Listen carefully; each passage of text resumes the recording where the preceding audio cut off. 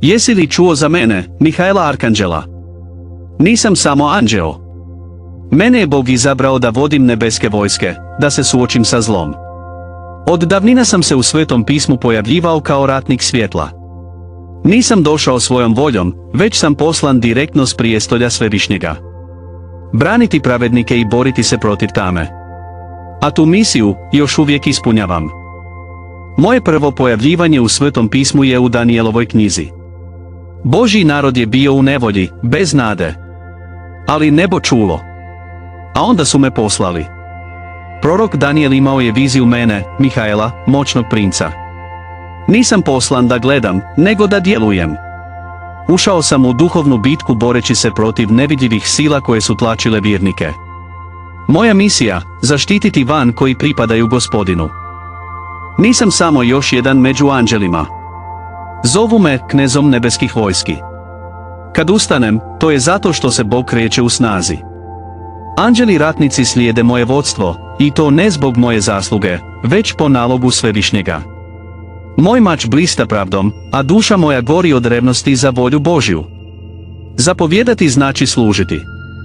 I služim Stvoritelju svim svojim bićem. U Otkrivenju 12 zabilježena je jedna od najintenzivnijih bitaka u vječnosti. Ja i moji anđeli suočili smo se sa zmajem, Sotonom, i onima koji su ga slijedili.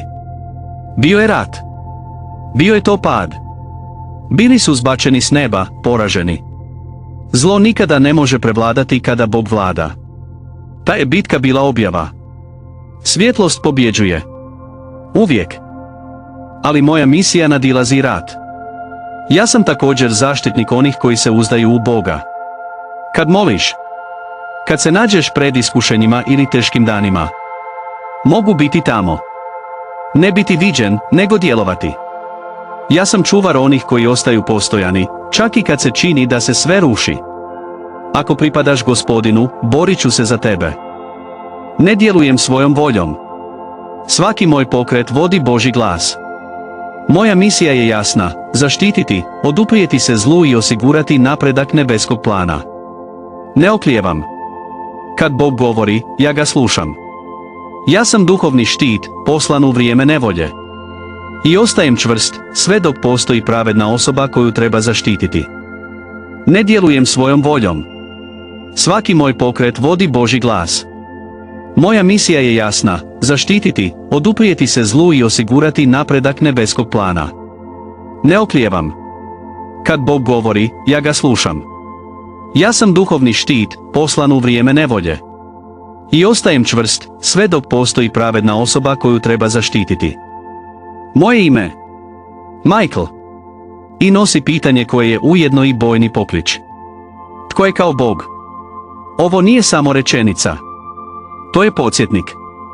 Ni Sotona, ni carstva, ni ponos. Ništa se ne može usporediti sa snagom Stvoritelja.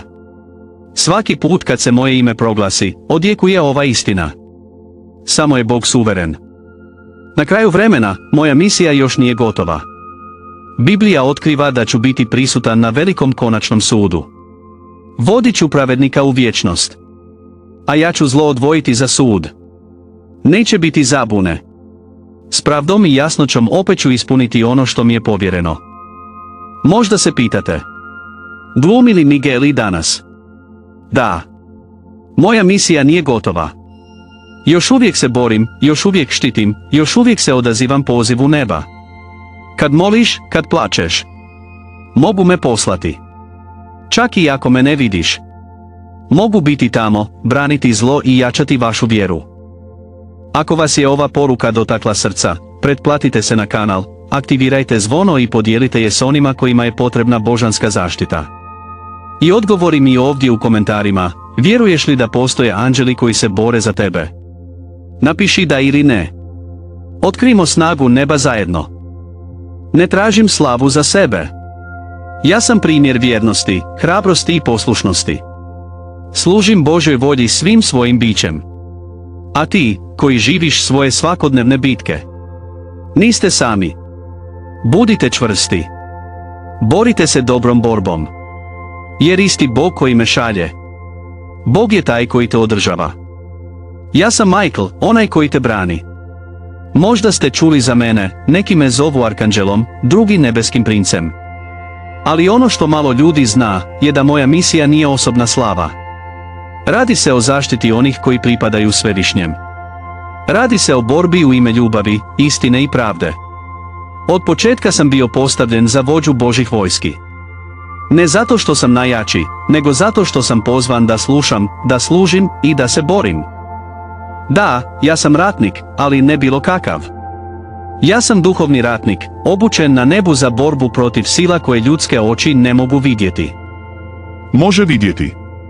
Prvi put sam spomenut u Svetom pismu u Danijelovoj knjizi. Prorok je bio tužan zbog svog naroda, ali Bog ga je čuo. I on me je poslao. Borio sam se, u nevidljivom, protiv duhovnih sila zla, palih anđela, prinčeva tame, koji je pokušao spriječiti poruke s neba da dođu do zemlje. Tamo su me zvali princ koji brani Božji narod. I to je moja misija do danas. Ja sam zaštitnik vjernika. Oni koji mole, koji ostaju postojani i usred borbi, imaju u meni čuvara. Nisam daleko, prisutan sam. Borim se za tebe kada savijaš koljena u molitvi. Branim tvoj dom, tvoj tvoju dušu. I kada strah pokuša dominirati vama. Znaj, ja sam već u borbi. Ne borim se željeznim mačevima. Moje oružje je Božja riječ, to je snaga koja dolazi s prijestolja Svevišnjega. Na svaku zapovjed Gospodnju krećem. Kada se Sotona pokušao uzvisiti, ja sam bio taj koji mu se suprotstavio. U otkrivenju je zapisano, bio je rat na nebu. Mihael i njegovi anđeli borili su se protiv zmaja. I pobjedili smo. I to je moja misija do danas.